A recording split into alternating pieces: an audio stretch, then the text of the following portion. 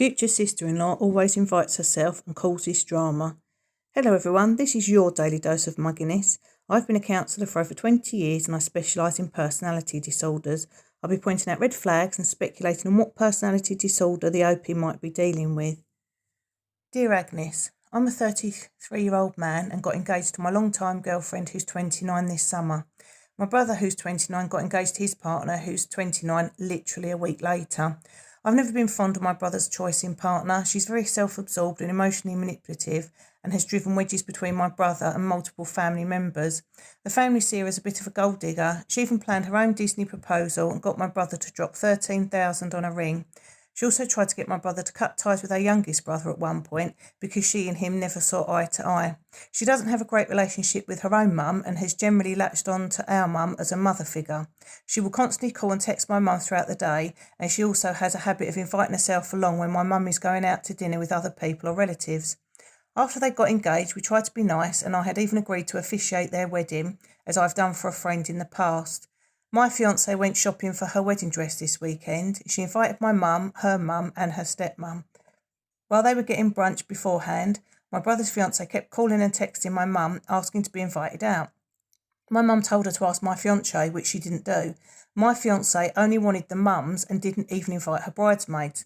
After she kept persisting, I texted my brother and asked him to tell her to stop, which she did. I thought that was the end of it, but apparently my future sister-in-law threw a giant tantrum afterwards. My mum tried to call my brother and his fiancée picked up his phone and told my mum that she isn't speaking to her.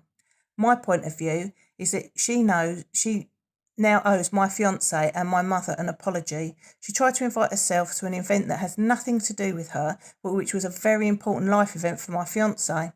She then proceeded to make it about herself, even though my fiancé had made some very reasonable boundaries, and she never once asked my fiancé's permission. With that said, her narrative of events is that we meanly went out of our way to tell her she wasn't welcome. Am I the muggy for refusing to officiate or even attend my brother's wedding if she doesn't have the courtesy to apologise to my fiancé? My reply: oh dear OP, your brother is marrying a narcissist. You're not dealing with an adult, you're dealing with a stroppy 6-year-old who throws tantrums when she doesn't get her way. Adults don't have tantrums and they don't sulk. They also don't give people the silent treatment. She's seen your brother and your mum as easy targets, and because your mum didn't put her in her place the first time she made demands, she's continued to do it. You wouldn't be the muggy if you don't go to the wedding. If she does apologise, it'll only be to get what she wants and she'll get revenge later. Perhaps sit down with the rest of your family and decide how you're going to handle having this person in your family by either going no contact or very low contact. And when you do see her, use the grey rock method.